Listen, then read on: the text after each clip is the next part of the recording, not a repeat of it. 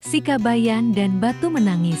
Di sebuah desa kecil nan subur di tanah Sunda, hiduplah seorang pemuda yang terkenal bukan karena kekuatannya, tapi karena kemalasan dan kelucuannya. Nama pemuda itu adalah Sikabayan. Ia tinggal di sebuah gubuk sederhana bersama istrinya yang sabar dan pintar, Nyi Itung. Setiap hari, Nyi Itung pergi ke ladang atau ke pasar menjual hasil kebun. Sementara Sikabayan tidur-tiduran di bawah pohon, menonton ayam lewat, atau mengobrol dengan kambing.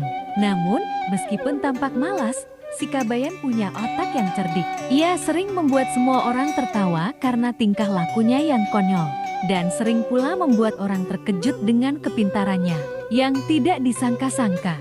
Suatu hari, suasana desa mulai berubah. Musim kemarau datang lebih panjang dari biasanya.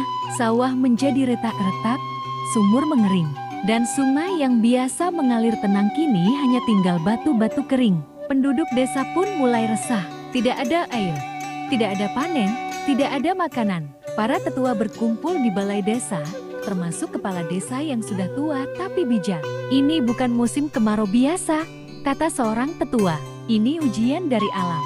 Dulu, nenek moyang kita pernah mengalami hal serupa. Hujan baru turun setelah seseorang pergi ke Gunung Batu Menangis dan mempersembahkan air mata kejujuran. Semua orang terdiam. Gunung Batu Menangis bukan tempat biasa. Gunung itu dianggap angker. Banyak cerita mistis tentang orang yang masuk ke sana dan tidak pernah kembali.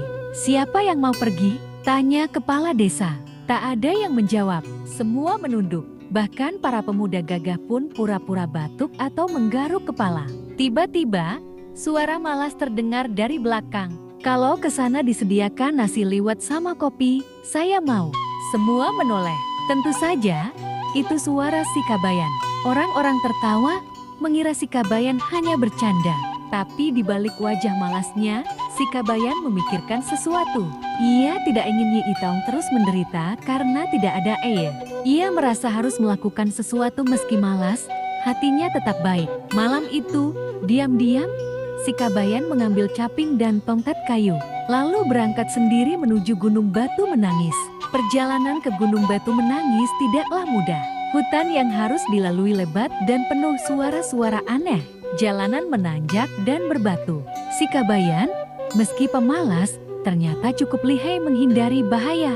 Di tengah jalan, ia bertemu seekor makan tutul yang menghadang. "Siapa kau, manusia?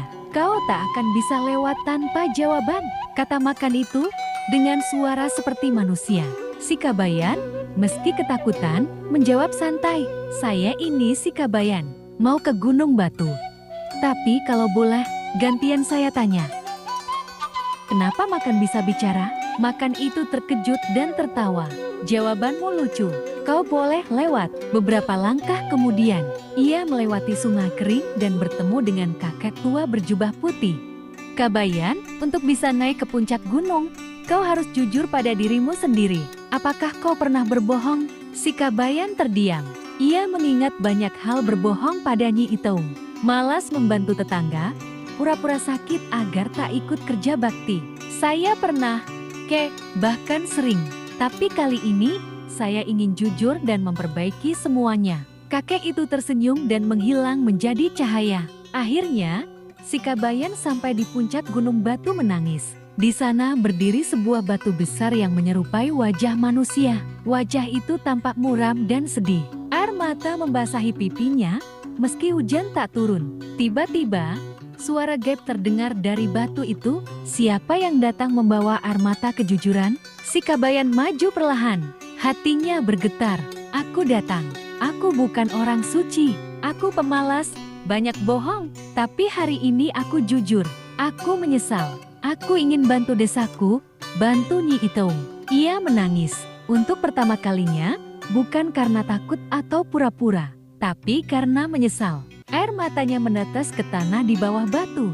Langit mulai berubah. Awan berkumpul, petir menyambar, udara bergetar. Tiba-tiba, hujan turun deras. Batu itu bersinar dan mengeluarkan suara. Air mata kejujuran telah menumbuhkan harapan. "Pulanglah, Kabayan. Bawalah berkah ini untuk desamu." Sikabayan berlari turun gunung dengan hati gembira. Di tengah perjalanan, Ia melihat sungai mulai mengalir kembali, tanah mulai basah, burung-burung berkicau, alam kembali hidup.